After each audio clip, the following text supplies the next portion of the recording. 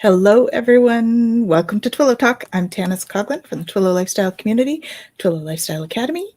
I am joined by my beautiful co-host, Jennifer Tchaikovsky. Hey, Jen. Hey, how's it going?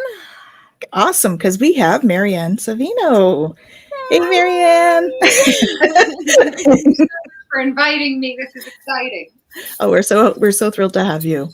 So we're going to do a little bit of an intro for Maryanne. We'll have her tell us who she is and what she does, and then we'll do our usual forecasting. Love it. Maryanne. I'm Maryanne Savino. I'm a starseed empath. Aren't we all? So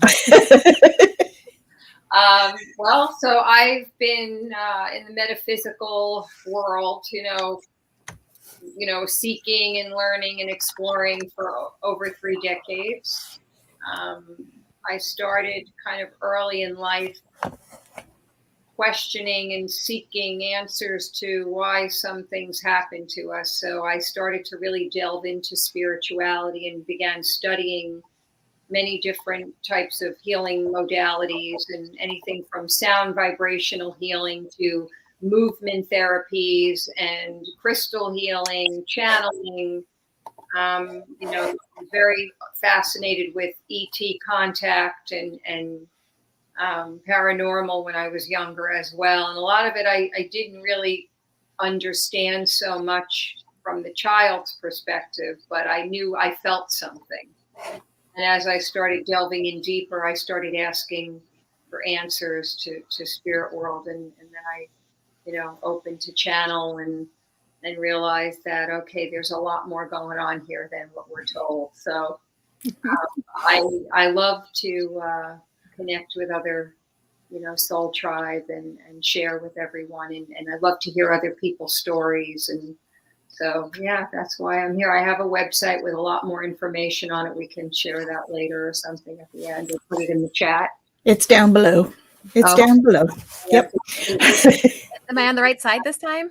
Yes, that's Facebook. Yep. Her Facebook is just below there, but her website and everything is also in the comments. So you can, or not in the comments, in the blurb there beneath. So you can take a look there. And so very exciting.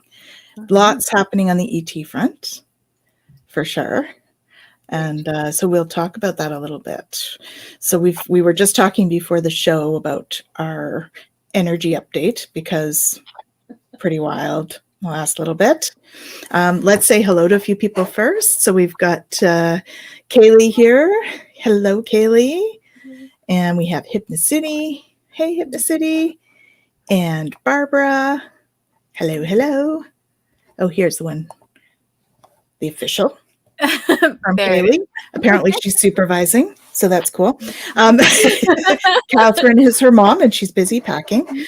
And we have Jonathan. Hey, Jonathan. Hey, Jonathan. Hi. Nice to see you.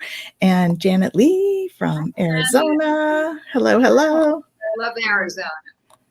So welcome to all of you, and please feel free to jump in and let us know what's happening for you in terms of what is the energy update. So I opened up our handy stuff here.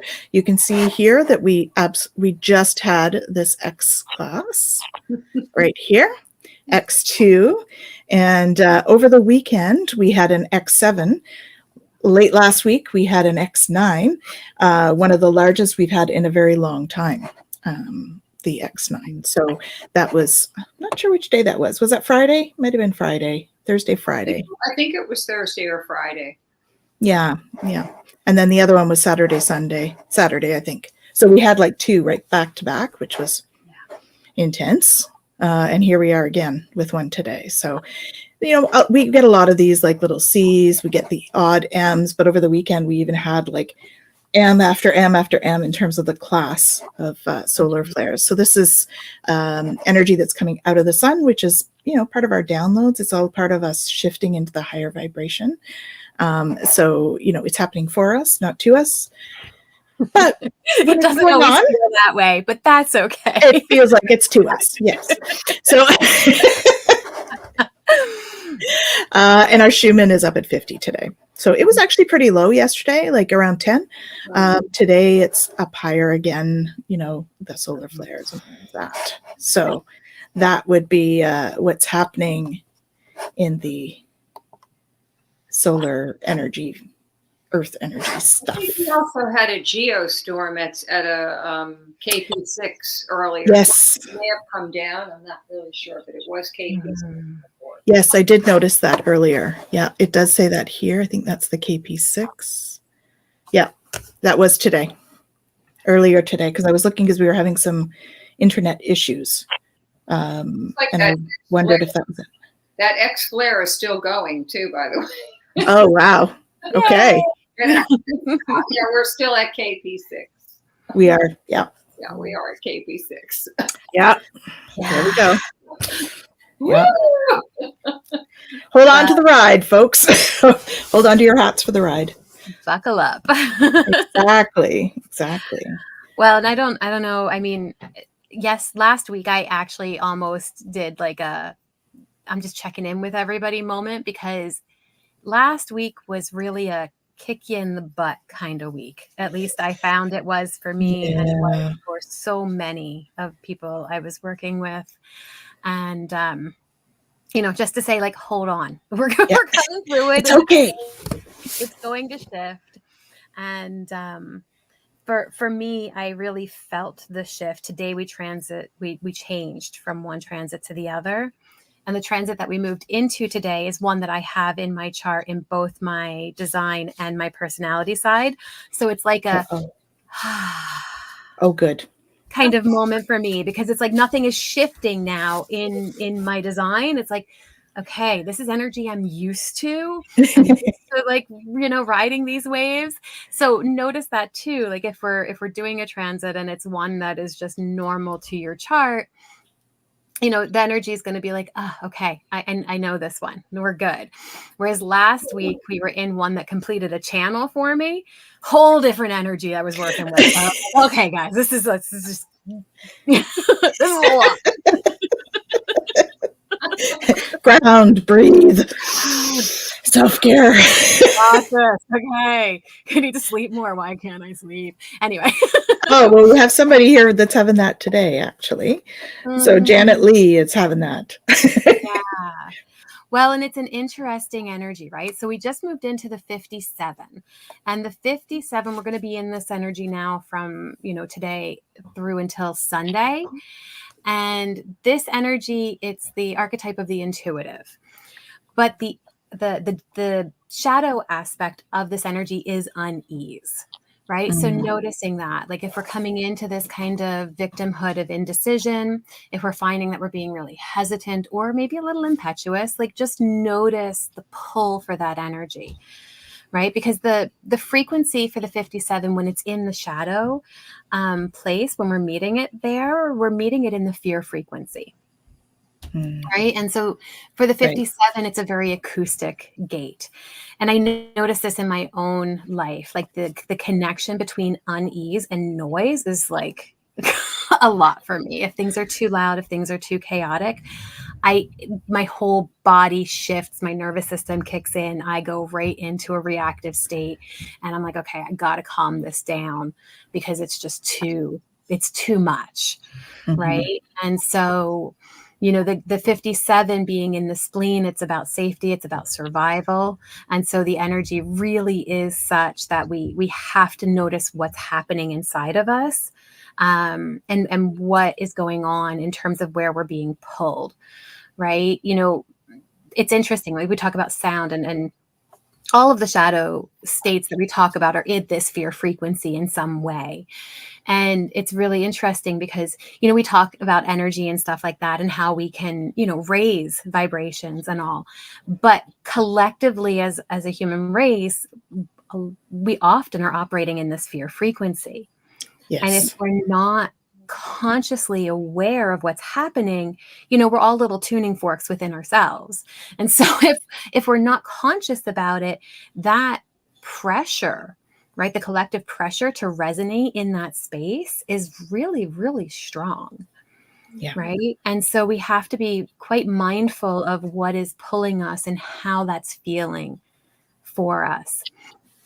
I normally show you guys the card, and I didn't yet, so here it is. The gate of the 7. Oh, I like that. Yeah, isn't it great? Yeah. And it really helps us understand the energy of it from like the I Ching, right? Because it's the insight, it's the intuitive insight, and it's the gentle. It's really interesting, right? I don't often talk about it, but the I Ching here you can see with the hexagram, it's wind over wind, right? So it's very much the wind energy. And Richard Rudd in the Gene Keys actually talks about this, and what he says is really powerful, right? He said, when seen from the shadow consciousness, wind can be brutal, even terrifying. I mean, you think about what's happening with storms and everything right now, right? Uprooting and destroying wherever it goes. And so when the wind is up, it often conveys a sense of unease, right? And the 57th shadow, he says, represents a very deep and ancient fear, the fear of what might be coming, right? Not knowing what is in the wind. Right. Yeah. Right? Yeah. That's a fear.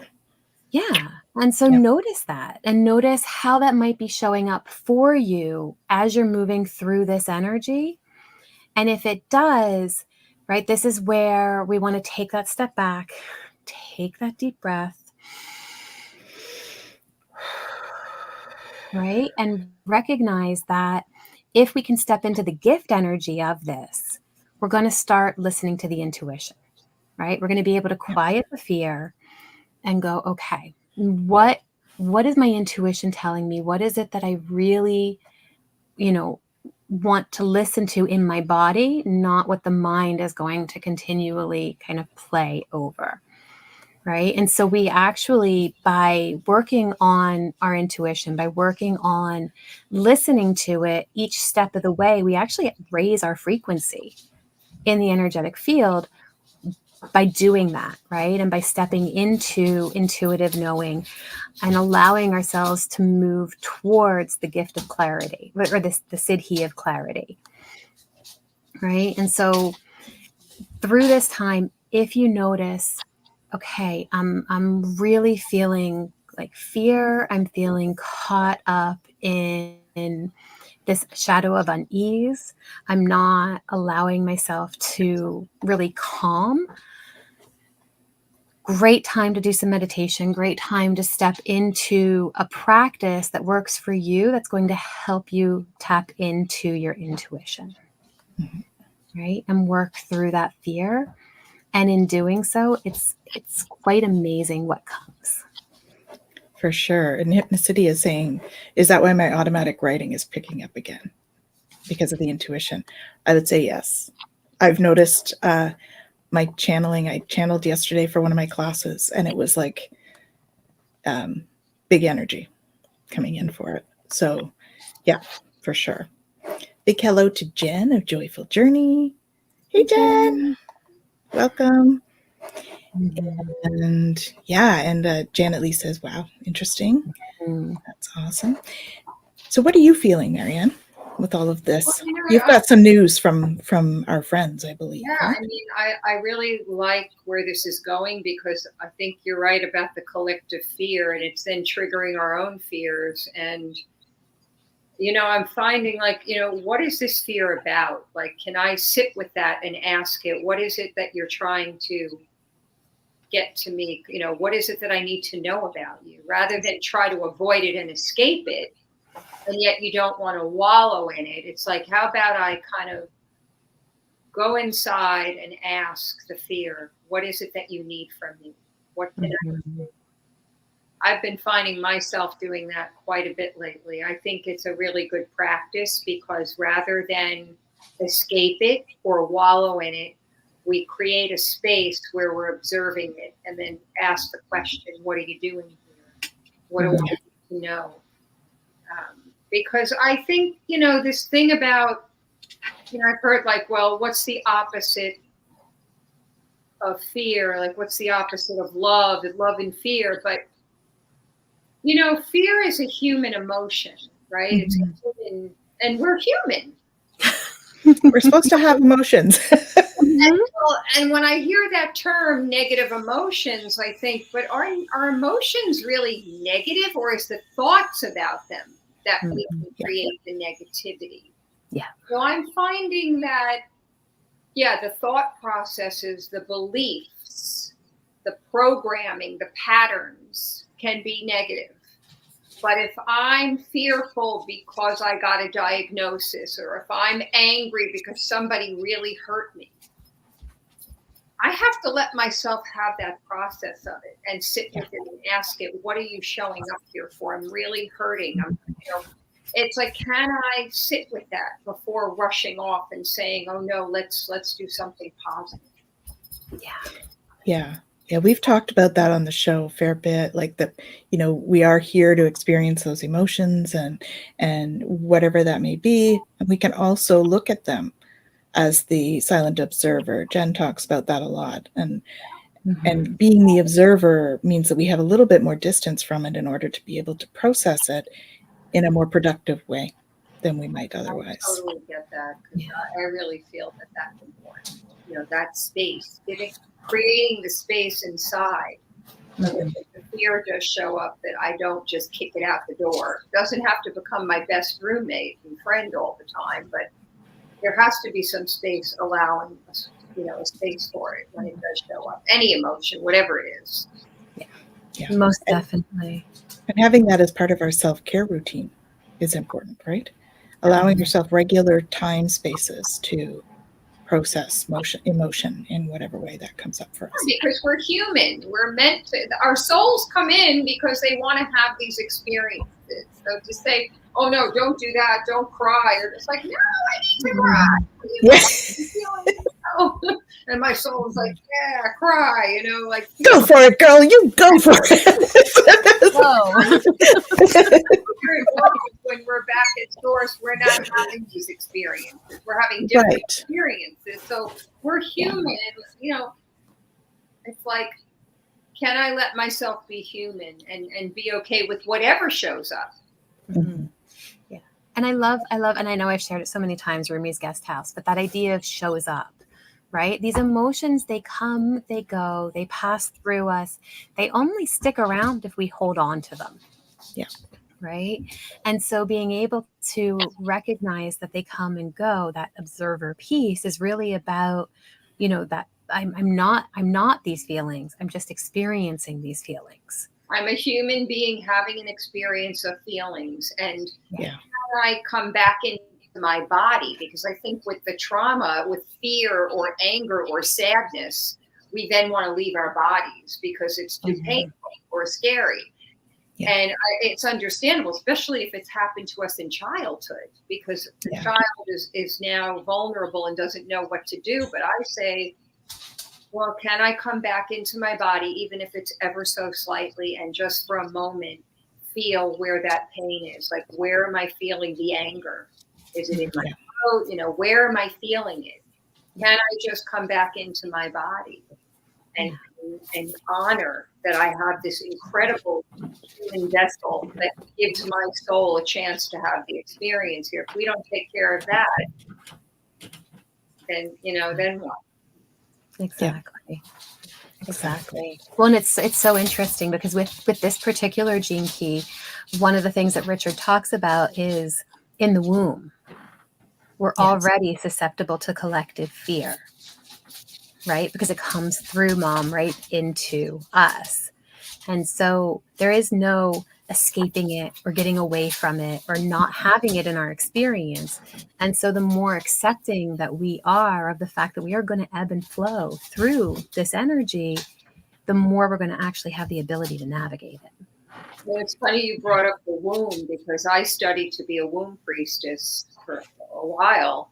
Awesome. And I asked my mom, but I was lucky, I was fortunate enough to be able to have a conversation with her before she passed away about what was going on with her when I was gestating in her womb.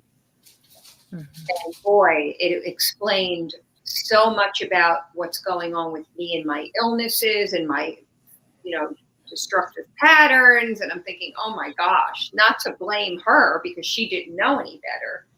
Right. But it's true. Whatever is gestating in there with us in their thoughts, the baby gets it. And if we don't work on releasing that, because it's not mine, it was hers. Yeah. You know, and, Yeah. and even though I understand she didn't do it intentionally, she didn't know any better. I don't think, you know, that generation, they just weren't taught what we're doing out here now. Yeah. I think that, you know, going back to the womb of when you were gestating, you can do what's called a total womb, you know, rebirth, where you are birthed out of your mother's womb at the time of your physical birth, and you now dive into Gaia's womb. You let Gaia take you and embrace you and help you to release whatever programs and patterns that your mom and your grandmother and your great grandmother, they didn't know, and even your paternal, you know, it's all, and then you now birth out of Gaia's womb and you leave the rest of that because it's not ours. Yeah, I love that. Full chills, goosebumps. Yeah, yeah, exactly. You know, and we have to take responsibility for our own challenges and struggle and, you know, whatever. For sure. You know, it's not for us to take on our lineage. No, and that's part of what we've come here really to do, right? We talk about what we're here for, and we're here to have an experience, and that experience is healing, right? Yeah, generations, lifetimes, all of that. And this particular generation, or this particular time that we're here on Earth, is it seems as though it's quite accelerated in needing to really, you know, heal some of the generational stuff versus some of the earlier generations of people, right? Because of the ascension process, we need to sort of manage all of the energy that we've had over the generations before and move into a new way of looking at things and dealing with the energy. I so feel that. It's interesting that you brought up the womb, because I have a book, Metaphysical Anatomy. It's like a huge, thick book, but they talk in there a lot about how our illnesses or the things that are happening with our body are related to, and they go back as far as womb stuff with mom when they're looking at some of those illnesses and stuff. So it's a great book, Metaphysical Anatomy. I don't have the name of the person, but off the top of my head, it's somebody Rose, but yeah, very cool. And Annie says she's reading a book right now, The Well-Lived Life. She's a doctor that looks at them on a whole rather than just the diseze. So, hey, Annie. Wow, she's 103 years old. That's amazing. Yeah. Holy moly, that is awesome. Exactly. Oh, we just had another X class. Awesome. Bring it on, man. Let's do this. Riding waves. Let's do this, and we'll see where we're at. I'm just refreshing our little page here. Yep. Yeah, wow. We had X1.2 or 0.02. Clear out more stuff while these flares are coming at us. Definitely. They're helping us to do that, right? Yeah, absolutely. And it is a beautiful time to follow that intuition. Yeah. Okay, what am I feeling? Where am I feeling it right now? Oh, I'm feeling it right here. Okay, what do I carry here? Oh, I carry my stress here. Got it. Okay, what do I want to do, to release this, right? And just allowing yourself to really go through and see where it brings you. I'm just looking at Janet Lee talking about her mom and yeah, for sure. Yeah, therapy is amazing. And yeah, I mean, sometimes we need all kinds of, whether it's traditional therapy to somatic therapy to metaphysical. Yeah. I mean, we're physical beings, but we're also beings of light. Yeah. And you can't just treat one and not treat the other. It's a whole spectrum, the multi-dimensional, even the third dimensional parts of us. And I know I hear tons of people, we're no longer in 3D. Yeah, we are. Yeah, we are. It's our consciousness that's rising. Exactly. I understand where they're coming from with that, because I used to say that, and then I realized, wait a minute, that's not correct, because we are not who we used to be. So 3D feels very different, very foreign to us, but it does still exist. And it has to, at least for now. We don't know when we're going to be finished with it. We may not see it in this lifetime, but I think when we look at that multidimensionality, that includes 3D. We have to bring all of it in together in the wholeness of treating whatever is out of balance in us, whether it be a physical or an energetic imbalance. It's usually connected anyway. Mm-hmm. Exactly. Yeah. Well, that's it. And the reality is, as long as we're in this form, we're in the 3D to some degree, because this form is part of the 3D. It's our bioform for the 3D. That's what we came in here with. Right. And so we can't suddenly neglect that. Well, it's an abandonment. It's another form of, I'm going to abandon my 3D because I don't like the way it feels. Well, yeah, I agree. But I don't feel that. It's too painful, or I've had enough. How many more years am I going to go on with that? But it's part of us. It's like shadow. You can't kick your shadow out. That's right. No, you wouldn't know the light without it. So it's like, can we bring it all together and balance it out so it can cope? We work as a whole. Yeah. For sure. Yeah. Well, I mean, even the extra dimensional beings, they work at multi-levels. Mm-hmm. Right? Let's talk about the ET. Please, because you've got some stuff happening. You've got some stuff you're bringing through. I want to hear. The ETs, it's like, I did not have what I can't remember. I mean, who knows if it did, but I don't recall being, I don't even like to use that word abducted, because it's not an abduction so much. I did have experiences with both angels and galactics when I was very little. It started, the angel was the first one when I was almost, I would say it was around 3 or 4 years of age. And it was after my father his life was taken from him when I was 6 years of age. And his death, because it was tragic, was the catalyst for my journey here with spirit on Mother Earth. And so my first experience was having an angel come to me. And when she came, it was a female energy. I could feel it. She didn't so much, she had the aura of the feminine, but it was clear to me that there was a female presence there. And to tell me that it's going to be okay, that, I was frightened. I was scared a lot as a child, and who wouldn't be, right? Mm-hmm. So after I had that experience, I then had an experience of meeting my dad in a dream state.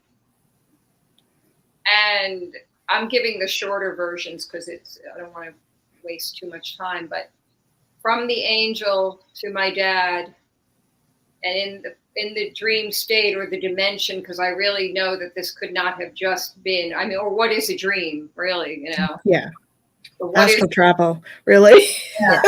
I know I was with him because when I came out of it, I had my hand out to stop him from leaving. I tried to grab him, and I was shaking, and I was nauseous, and it was summer. It was August. I'm like, the air conditioner's not on. Why am I so cold?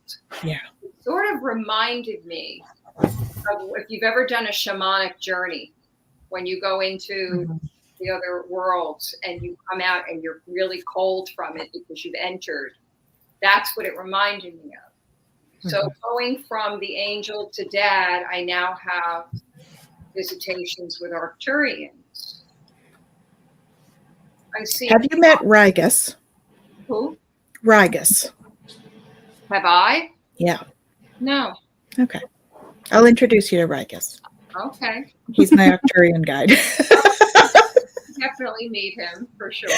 Sometimes they come in and meet more than one person. I was interviewing Kevin Briggs today for another podcast, and he has met he works with a council of 8 or something. Okay. And there's 3 or 4 of them that actually work with the same guides. So I was curious. I just had to ask because of that today. Oh, okay. Yeah, cool. So let's hear about your guide. So what happened to me after the angel, then dad, I'm in this very unusual looking neighborhood. It was nighttime, and I remember looking up and seeing the moon really bright, thinking, where on earth am I? This is a strange place. Why am I walking here alone? Where am I? I look over, something prompted me to look over to the right, and I see a tram. And I'm thinking, what is a tram doing in this like residential neighborhood? So I look over and I decide to, hang a right. I could feel the wind on my skin. That's how real this was. Wow. I walk over and I see, it's like a Lamborghini. The door opens like this. And I hear, get in. And I'm like, oh my God, where am I going? I'm like, I was really like very like, ooh, I don't know. Like, who is this? Shut the door. And I'm like, where are you taking me? And so the next thing I know, it was very strange. I see a console in front of me and I start pushing buttons and there's a lever. And I'm like, how am I doing this? I don't even know how. So I'm going up and here's this tram and I'm going up and I turn around behind me and I could see myself going further up. And when I looked ahead, I saw stars. And then I turned back around and I saw the earth behind me. Oh, wow. Okay, what is happening to me? So I see this strange looking, like, not a hole in it, but like something that you could put your hand through. So of course, when I was a kid, everything they told me not to do. Oh, what's this? Don't touch it. Okay. So I decide to stick my hand through it and I could feel the stars on the tips of my fingers. I started feeling, and I pulled my hand back in and I look over to my right and there are two Arcturians to the right of me outside of the pot. And they started waving at me and they were speaking and I could see codes coming out of them. And I thought, what is happening to me? And everything that I was, the console, it's like, how do I know how to do this? Well, it was obviously a memory. Mm-hmm. It was memory. And the next thing I know, I open my eyes and I'm in my bed. And I'm shaking again. It was that same kind of feeling with the experience with my dad, because the angel experience was not in the sleep state. That was the waking state. But this was a very similar, shaking, cold, and I started getting nauseated and I started crying. And I remember saying, what am I doing here? Why am I on the earth plane? And where was that? And all I could hear is, it's all inside if you're willing to go in and listen. And so I was in my 20s when that happened. And now I'm 59. And from that time, of course, I had, I got really deep into like ancient aliens. And I was like going to all these conferences and meditating and asking, for the beings to come in, and started to learn about star seeds and what is a star seed and, what is this whole thing about the galactics. And I remember reading about Star of Origin.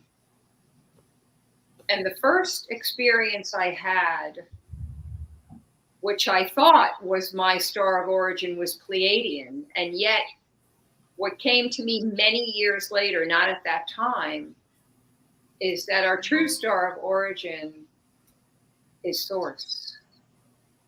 As star seeds, we come from Source originally. At least this is, of course, my belief. Whatever I say, take what resonates, throw the rest away, because I'm not going to push. I'm just sharing, of course, from my experience. And so I said, okay, so we come from Source. I come from Source. And what is this about these galactics, this Pleiadian? What is the Pleiades? And I started, of course, searching. Barbara Marciniak was one of the channels for the Pleiades. And I started reading her books when they came out and thought, wow, this really feels interesting. But there was something missing and I couldn't quite put my finger on it. Then I came across someone telling me about the Syrians. And I'm like, well, you mean from Syria? They're like, no, these are galactics. I'm like, well, I want to know more about this. So I go from the Pleiades to Ceres, to Orion, to Andromeda. And then I was seeing something with Arcturus and Lyra. When I got to Arcturus, I started to sob. I said, I don't know why I'm crying. And all I could feel was because this is home. Mhm. It was a place for you that felt like home. Yeah. And I said, okay, but what about all the others? Like, where's my origin? And they said, well, origin is source. And you had experiences grow your soul on these other constellations, on these star systems, because it's what your soul wanted.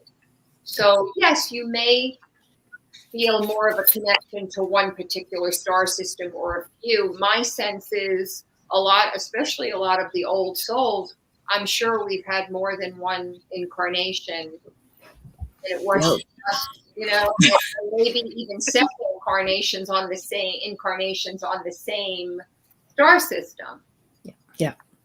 So one of the things that came through a couple of years ago is that in my meditation, I heard, oh, you're going from being a star seed to a star blossom in this ascension journey.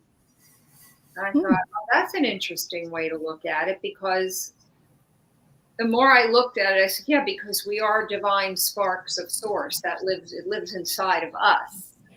And so, yes, so from a star seed, and the seed, of course, is always within. It doesn't ever leave, even if we blossom open. And we are blossoming during this journey. It may not always be so easy, especially when we're having, X-class flares popping out of us. Exactly. Right. So, but it's fascinating because we're here for the journey. Whatever that journey is for each of us, we're here for it. And I could give myself a hard time and say, oh, why did I let that happen? Or why didn't I learn this lesson? And why didn't I do this? And whatever. I realized, leave it alone. Just when it sucks, enjoy the journey. Just let it be what it is. Because I would drive myself crazy. Am I not doing something? Did I not get it right? No. If we ever doubt ourselves, just say no, it's all in divine order. And even if it is something that I don't like or something that's unpleasant, I'll say, okay, whatever it is, it'll be revealed to me as I need to know. It's about that trust, right? Trusting in source and the plan, and Absolutely. what contracts we've made for ourselves as a soul, and all of that stuff.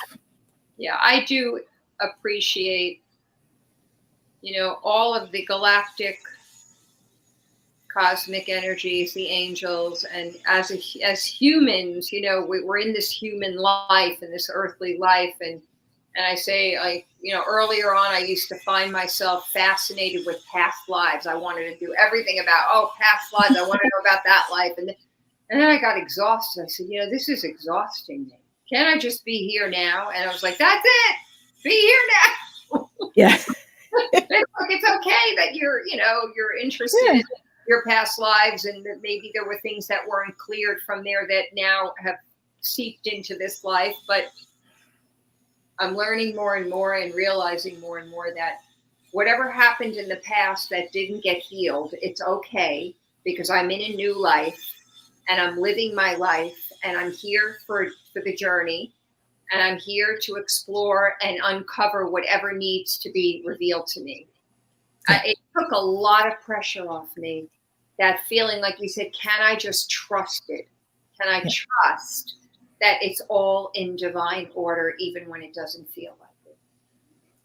Yeah, that's the big part of it, right? And I know for me, the past life, like the visuals or whatever that I have needed to heal, have come in divine timing, at the exact moment that I needed it, and when I needed to deal with it in order to move forward with something else in this life. And I think you've had the same, Jen? We were, so Jen is Lyran. She was Lyran at one point. And that was a big lifetime for her. So huge. And it's fascinating because, in that same way, things come as they're meant to, when they're meant to, for us to heal them along, our journey. And it's really beautiful. And we can't rush that, and we can't go out and try to, again, the mind, right? The mind wants to do it all, resolve it all, figure it all out, get all the bits and pieces, but all of the bits and pieces don't actually serve us, right? And we've talked about this when we've talked about past lives and all before is, what do we have that information for? If it isn't something that we're meant to do in this lifetime with it, what purpose does it serve? Right. And so for us to go and try to get all the answers or figure out all of the things, it can be very distracting. Right. And the mind loves to play with all of that. It loves to know, I did this and I did that and all of that. But if it doesn't serve what I'm here to do, then it actually isn't beneficial for me in this moment. Yeah. Yeah, I feel that. I totally agree with that. It's like, it's nosy and it wants all these details and it starts to question everything. And then I'm saying, but the soul knows. Mm-hmm. Yeah, it's okay. We're human. The mind is going to question things. But if I don't know the answer, it's like I said, just leave it. It'll be what it'll be. Mm-hmm. Yeah. Jonathan says, I'm all about past life work. I think my path in this life is helping others heal that connection with past lives so that we can heal and access our talents and skills practiced over many lifetimes. And I do think that is a good point, right? There is that remembering of what we've done, the remembering of some of the skills and abilities and whatnot that we bring forward from past lives to this one. I think that tuning into the energy and the frequency of those past lives can help us to bring that remembering forward. Much like the dream that you had, Maryanne, where you were all of a sudden doing something and you didn't know why you could do it. I mean, I've had experiences with that, like in awake time, conscious time, where I'm doing something and I'm like, I don't know why I'm doing it this way, but I'm just going to do it this way. And sometimes I'm being told and I can tell the difference. And other times I'm just doing it automatically. And sure enough, shortly after that, I get a remembering of some kind about, oh, I used to do that in this life. That's why it was so accessible. Now, right? How can I take that past life remembrance and use it now? And at the same time, can I learn something new or gain some other knowledge to add to my Akashic records? Because I think you're right. I think it's like an infinity. When the past brings it into this moment of now, but then we move forward and create something new. Because I think it would be boring. Not, it's like the two go together. There's a definite connection there. Mm-hmm. Well, and I think when we bring knowledge from past lives, sometimes we don't have, like, example, if we had a past life, like our last past life, and we had a past life 3 times ago, even this past life, the closer past life, we don't necessarily remember the stuff from 3 times before. But if this life we choose to remember both of those, that's where we can get that real synergy, right? We're bringing the knowledge from all of them forward. And we don't always get the opportunity to do that, I don't think, in all of our lifetimes. So when we do have the opportunity, it's kind of exciting. That makes sense. It's kind of, and I think that's the difference too, in terms of like what comes for us and what's meant for us and what we're seeking out, right? Like when we're talking about, what's not there for us or what's not beneficial for us, it's when we're trying to seek out all of this information. It's very, very different than tapping into what is going to move us along in this journey.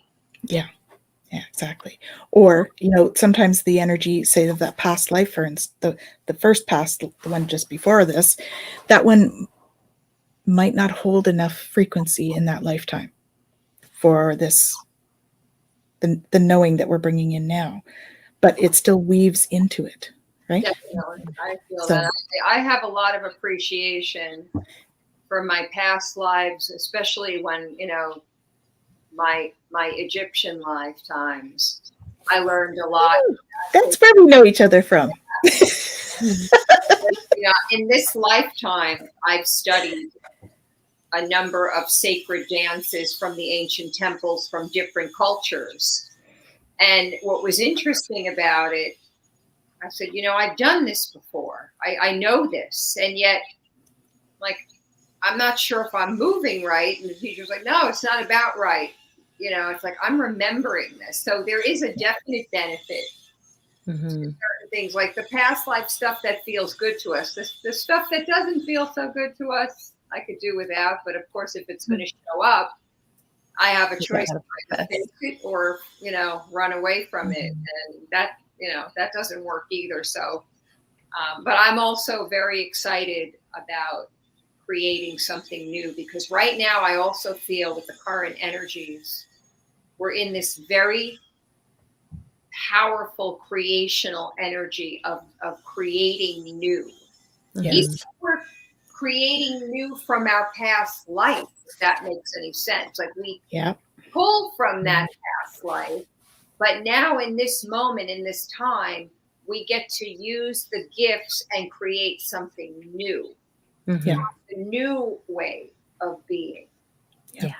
Could be a past life gift, but it's being used in the new frequencies of the new earth. Exactly, because we are in a new frequency. Yeah, exactly. And Jonathan says, just like ancestors gave us more than just wounds, but ancestral gifts, our past lives have more than negative patterns to give us. They can help us with the skills we're still using in this life. Beautiful. Definitely. Yeah, for sure. Yeah, it's quite a fun thing to delve into, the past lives. And just even if it is whenever I go in, I always ask, what do I need to know? Show me a life, what I need to know for now. Right. When I go. So that way I know that I'm going to get only like sort of the pertinent information. So, now you also do a lot of light language. I Maryanne. do. Yeah. Codes of light, language of the soul. I actually speak it, write it, move it. There's so many ways to utilize it.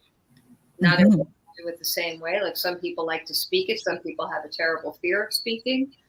Past life, work on that throat chakra. And it's like, sure. I would like to paint it more. I have trouble with painting. Writing seems to be better. Of course, my own past life issues. I work on that painting.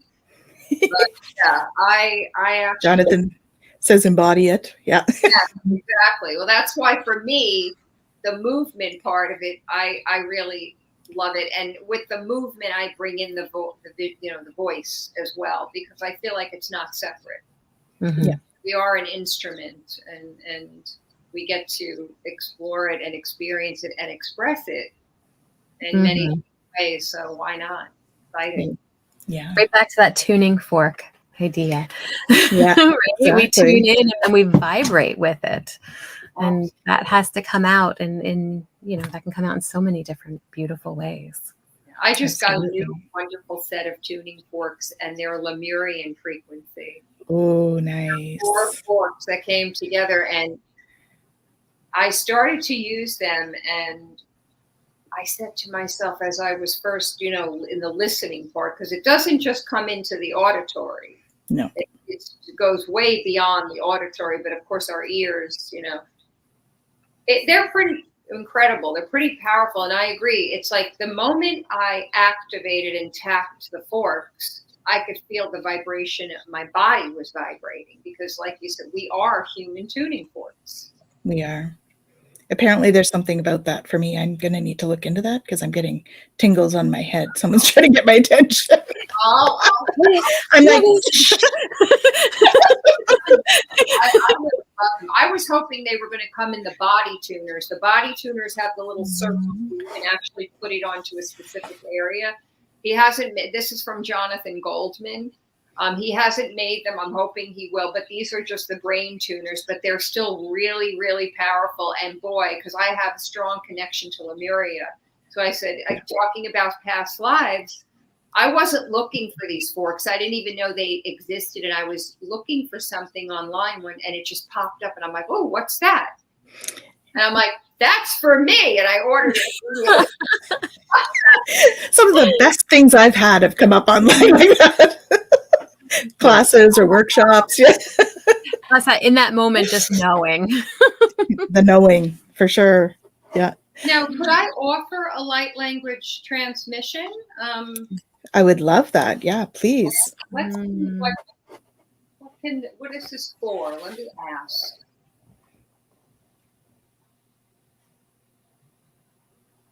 Oh, in light of all the flares and solar energies and Schumann, this is for restoration, to restore and recalibrate our entire axiotonal system, which connects to the greater cosmic lattice of the universe, and it affects, through the meridians, through the chakras, through the auric field, the nadia lines, all of that connecting. So there's like a restoration that will come in to assist us. And all you have to do is receive it. If you feel that you don't want to receive it, that's okay too. This is coming from my heart to yours, and I'm getting a lot of galactics and angelics here, as well as Mother Gaia. Mother Gaia is actually the Earth Star chakra beneath us is also going to help with this transmission to keep us not only grounded, but it's like a fountain of light funneling out to expand, is what they're telling me. So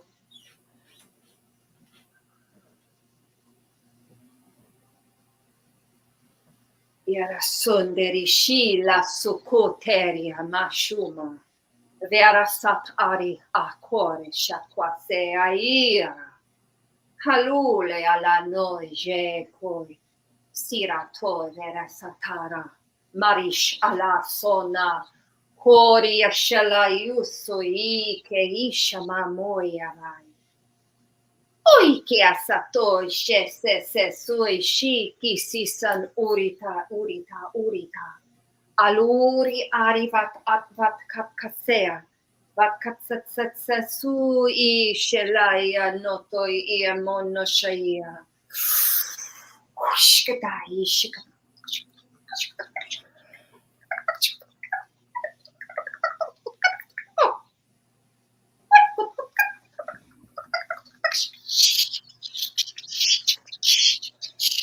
Ooh, a lot of Ontarians.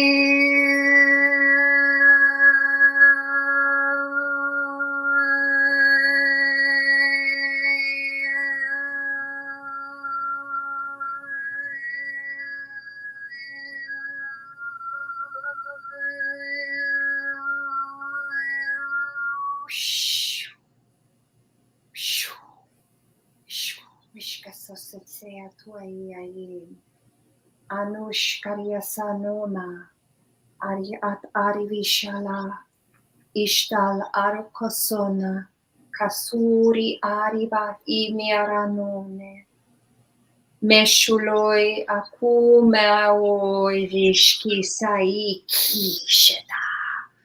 ishkishata kishate kiara. Lyran beings, Korishi, ai, she.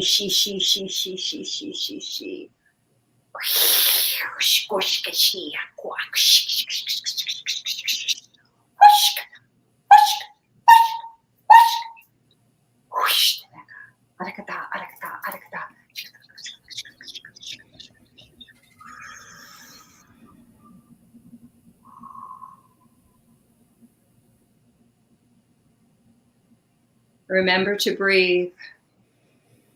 Remember to ground.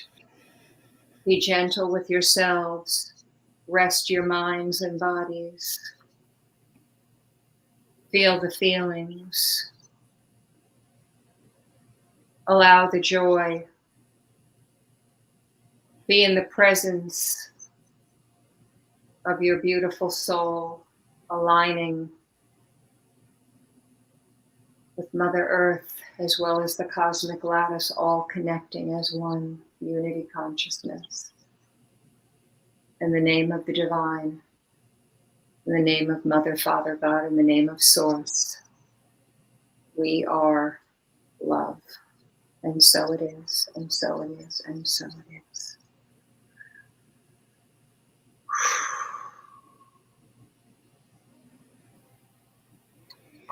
Tap your body, tap the top of your head, tap your shoulders, rub your hands. Beautiful.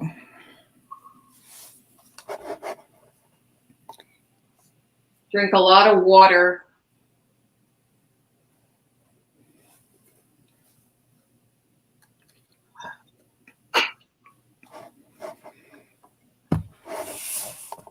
And so it is.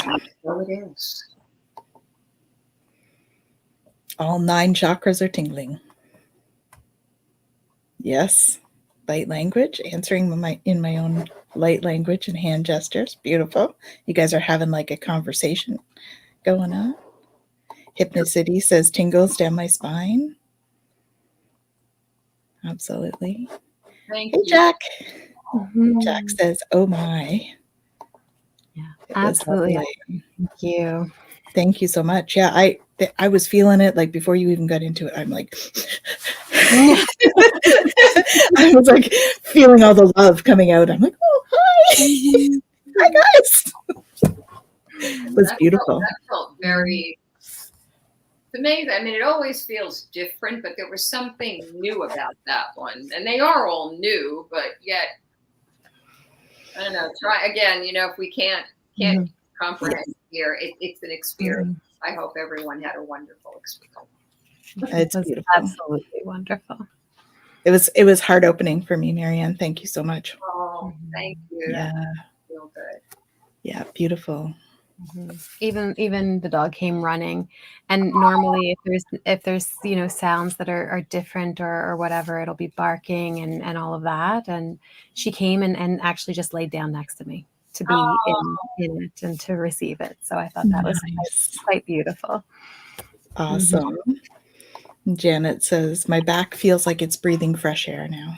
Wow. Oh, yay. Beautiful. Those back chakras opening up. Well, he knew he had to be here for this live. Now I know why. Awesome. Awesome. So grateful. Thank you both for inviting me to be here, and to everyone out there watching and who will watch later. I'm so grateful. Thank you all. This was a beautiful blessing and sharing.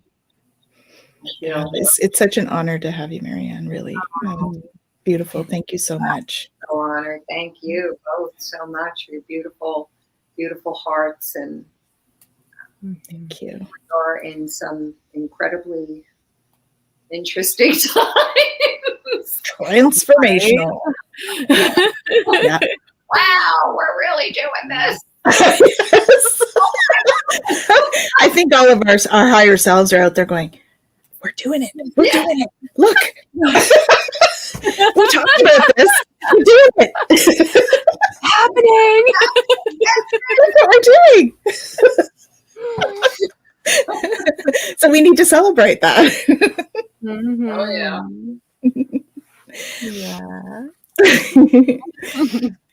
Janet Lee loves the laughs. Absolutely. We got to laugh. It helps raise the vibration, relieve stress. Such good medicine. It changes the whole molecular structure and everything. It's important. Absolutely. Definitely. So we always send people home with some home play, we call it. Okay. I don't like calling it homework, so it's home play. Jen has cards that she picks that gives a little bit of a little snapshot, and it's always very indicative. So what have we got today, Jen, from our set? Yeah, well, actually, 2 cards fell out today. Okay. So I find that interesting. And of course, they're phenomenal. Listen with your heart, not just your ears. And hug somebody. Oh, beautiful. Just like somebody Just else. really feeling that love and bringing it in. Okay, so I'm going to give hugs to everyone, and let's give those Hugs to everyone. etheric hugs. And the fur babies too. Yep. Mhm. There we go. And, And what does the card say, Jen? yeah, so if you're okay with me reading two, I'm going to read through both of them. So let's find that one. Here we go. All right. So here's the first one. Okay, so listen with your heart, not just your ears. Are you unable to receive the information coming to you from your relations? What are you choosing not to hear? Your loved ones have valuable information for you. Listen to them when they speak, for it honors them and your own sacred journey. Listening is a great skill that many humans have forgotten. Creator gave you two ears so that you can use both parts of your mind, the sacred masculine logic and the sacred feminine empathy, to hear what is being communicated to you. Are you letting only one part of your mind listen for you? This creates imbalance and prevents the circle of understanding from completing its path. When you are in balance, the two parts of your mind work simultaneously and your heart opens. True listening comes from an attentive and receptive heart. Let compassion balance your mind and listen carefully, grandchild. Beautiful. And let's find the other one. Hug somebody. Are you keeping others at arm's length, grandchild? It might be time to relax your guard a little. All beings are connected through the great circle of life and capable of great love. Let this love in. You are meant to live in a community so you can express this love to others. Remember your sacred lineage and reach out to your relations. They need your love as much as you need theirs. Let them in. Your arms are made for enfolding life. When infused with love in your heart, your arms can make a sacred circle. Allow someone into the sacred circle that only you can create. You are safe, grandchild. Be strong in yourself and know your boundaries while being gentle with the world. It's okay to touch someone. Embrace those who will understand the honor you have bestowed upon them. Are you afraid to share your physical space? Remember, it is yours to share. You are a powerful being. When you wrap your arms around someone with love in your heart, you are declaring yourself a part of creation. Embrace the world. Embrace yourself. Oh, that is beautiful. What deck of cards is that? I love it. It is phenomenal. It's seeds from the sacred feminine. Oh, I love that. Yeah. Really beautiful. Mm-hmm. Jonathan says it reminds him of what his grandfather used to say: God gave us two ears and one mouth, so we should listen twice as hard as we speak. Yep. I love that. He said nice. Yep. Mm-hmm. And that's a recipe for being, bringing intimacy, not necessarily romantic intimacy. I just think intimacy into relationships, right? Give somebody a hug and open your heart and listen with your heart. So beautiful. So thank you so much, Maryanne, for joining us again. So honored. Such beautiful energy, and we appreciate that. Grateful. Awesome. Mm-hmm. And thank you, Jen, as always, for Thank you, Jen. being with us and sharing your wisdom. Mm-hmm. I really see your Lyran. Oh my goodness. Yeah, she's so Lyran. You know, She's very Lyran. We knew each other during that lifetime, actually. I was Pleiadian. She came to my planet to be with me afterwards. So yeah, it was we're connected. But and we probably knew you in the Egypt lifetime. Mm-hmm. We spent a fair bit of time there too. So beautiful. And just to Jonathan, I'm glad the card spoke to you. And I think these messages come in and they always seem to hit right where we are at and what we need in the moment. And so being able to, again, so much of life tells us to not be who we are, and we have to come back home to ourselves. Yeah, Exactly. I guess that is where I know you, because I am involved with the Mintakan, the Elohim angels, and I had a lifetime in the Mintakan area of Orion, so I know that's where I know you from, Jonathan. Awesome. He's awesome. He's in. He has his own show on TikTok. Well, I'm not sure if it's on TikTok, but I know it's on on YouTube. And he is in Hawaii. One of my So, is Mahalo. I love, that's my Lemurian roots. yeah. So he has a show live in Maui. So wonderful. Awesome. Yeah, as a guest, I would love to come on. absolutely. Thank you, Jonathan, for joining us. And YouTube only, he says. Okay, there you fair. go. Good to know. Thank you all for joining us, and we wish you a wonderful, wonderful. Oh yes, many lives in Lemuria. There we go. Very much. Awesome. So we wish you much love for the week, everyone, and breathe, drink lots of water, get lots of rest. It is the week for this. Many bright blessings to everyone. Bye now.